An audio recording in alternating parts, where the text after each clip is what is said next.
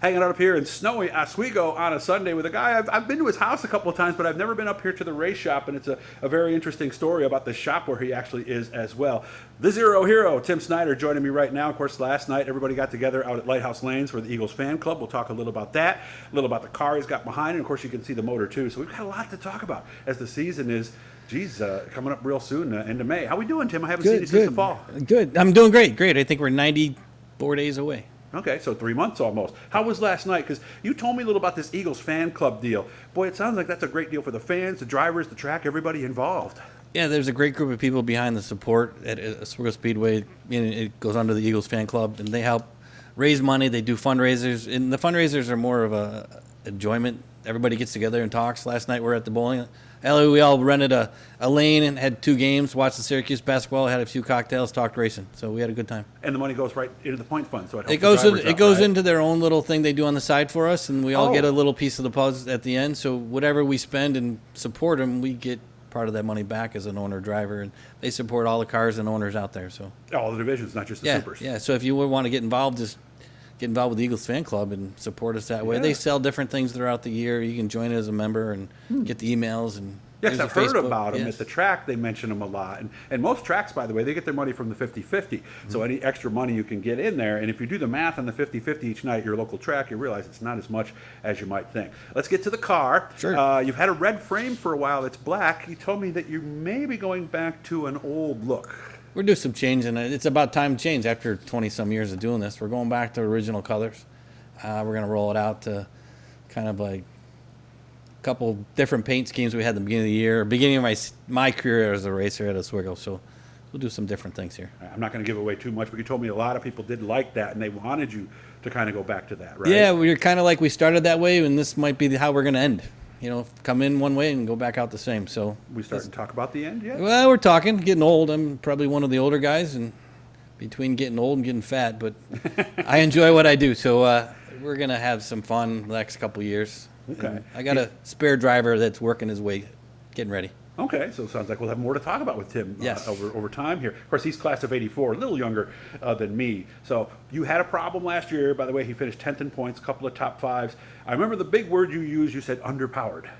Yeah, I mean, we have some great stuff, but just with the new tail wing and how the rules and regulations we're up against, the motor I ran was a shovel tail type old style motor. I got to put get a motor program to run the wings and run some ISMA shows. So we're working on that right now.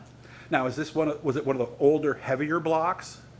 Is that what the issue was? It was a standard GM block. No, it wasn't just time because of the combination that we had under. I mean, it was the Doug Holmes motor. It was a great motor without that tail wing, but we were pulling an anchor. So we have to upgrade our game. And I keep the motors pretty fresh, but it needs to be redone. I mean, That's what we're working on now between Doug Holmes and Jimmy D. Oh, so the motor we're seeing in the shot is not the one that's going in the car? That'll go in the car for the first part of the year, and then we'll have our wing motor, as we call it now, ready probably for the first or maybe the second wing show. I would think, and this is just me wondering here, and of course ISMA's doing 3 races at Oswego, part of a big season. I would think you need a little more with that wing because the wing's going to create a little more drag and put a little more strain in the motor. Am I right? Of course. I mean, you run without the wing, you don't need that big motor. But with the wing, you're dragging it all the way around the track constantly. You don't lift as much. And we've never been – we're 3 blocks from Oswego Speedway. So the ISMA Trail was not something we looked at. We stay close to home. I mean, why would I drive past the Speedway that races on Saturday night to go to another track? Are we going to follow the whole ISMA We're going to do some ISMA this time. We're going to support the guys. We're going to do some Midwest stuff, try to fit it all in and do as much as we can with what we have. Well, I know a lot of people, of course, most of my experience is on the dirt side, but some things I've always said are pretty much constants across the board. A lot of guys, when they get towards the end of their career, like to do some traveling and do some of the stuff that they wish they had done 10, 20, 30 years ago. Is that you? Is it that simple?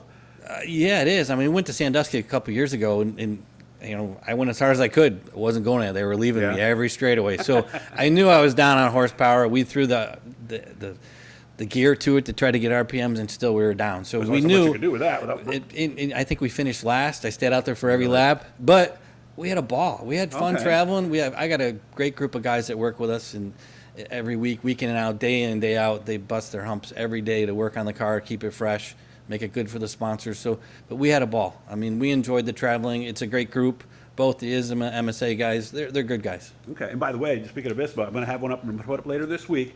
You guys have seen how the wings move on these cars. I always wondered myself how they did it. I heard a lot of things from the fans. We're going to find out how it actually happens from Eric Iosu, is he's going to actually show us his wing and show that how it works. This location where we are here, and I'm not going to give away everything, but we're pretty close to 104, a bike ride away from the track. This is significant because as a kid, this was right around the area where you used to watch them on your bike and everything. Well, right? yeah, we're right by Fitzhugh Park, so we would sit on my mom and dad's porch, watch the guys go up the hill, park at the hotel, ride our bikes up, and fumble through the cars before we got in trouble. And then by 6 o'clock, we'd head out the track with mom and dad, or at least dad. So hot dog and a chocolate milk on a Saturday night at the racetrack. And you're good, right? That's all we need right. at that point. When you said, was the hotel like a check-in area or something? Or Those guys would check in unofficial before check-in? the races usually got over late. They stayed around and had a few cocktails, so they checked in early. They parked on the side. Oh, because they were spending the night. They spend the night. I Most of these see. guys were out of towners, were from Ohio or Michigan or even from New England coming down, but a lot of guys stayed at the Thomas Motor Lodge, which is Safe the to days say in. Yeah. that exposure and all that as a kid had to be able to lead you to where you are today directly, right? I fell in love with the sport early. I mean, it was something. And everybody, why didn't you run dirt?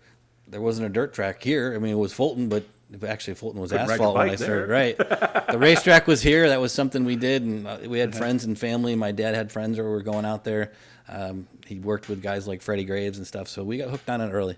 And when did Fulton go to dirt? Because I remember it was asphalt in the 60s. Was it even through the 70s? I think it was a part of the 70s. I went to Fulton a couple times to watch the wing cars, the group that went out there. And that's how early part of ISMA, I guess you want to call it. Yeah, because I've seen some video. It looked like a pretty racy, high-banked Good asphalt shows. track. at Good Fulton, shows. didn't it? I think it's still underneath the dirt. Yes, There's it still is. pavement under. I don't know what kind of shape it's in, but we'll have to look at that at some point. And you told me, unlike a lot of other people, I just love this story, by the way, you didn't buy a house first. You bought a garage. Bought a garage. Yeah. I was in a couple different garages. It started like at Timmy Proud's grandmother's house. And then I moved to Frank Cavelli's garage, and Frank had to sell the house to get us out of the garage. And now I found this garage here, which is only behind my dad's house, we've been here 20 plus years, close to the house. So it's been a great place, but my wife wasn't very happy when we bought a house, or actually we weren't married, but I bought a garage before a house. So she's like, come on. What are your priorities, Tim? She yells right? at me today about that. So Well, yeah, but it's worked out, right? no, it's perfect. It's a little space away from everything. I kind of come here after work and Close to the speedway. very close, very close to Speedway. I fill up the truck with gas the first race, and real classic. I might have to top it back off.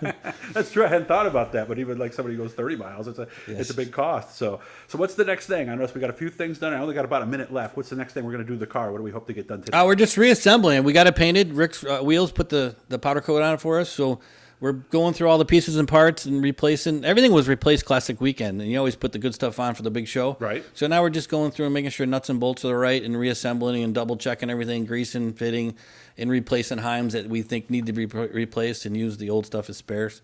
So if the car's here, I mean, I'm got the seat cells. It looks like 1,000 pieces, but we have the pieces all ready to go back in. So it's not that bad. It's just a lot of time, a little bit of time to assemble. Do you have a completion date in your head when you'd like to have it Yesterday, done? we always want to get done early, but no, we want to try to get it.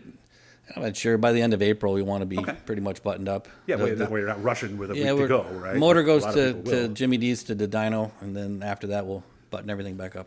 Thanks for having me out, man. I Appreciate it. it. Thank you. Know? It's supposed to be snowing out there. I wondered why I saw all the plows today, because it's snowing up here. It's Oswego. It's what it does. Hit that blue E down there. That'll subscribe you. Remember, like, subscribe, share, all that good stuff. Nice to see you again, and we'll make sure to get together and watch right. a hockey game some night, okay? Yeah, thanks for coming out.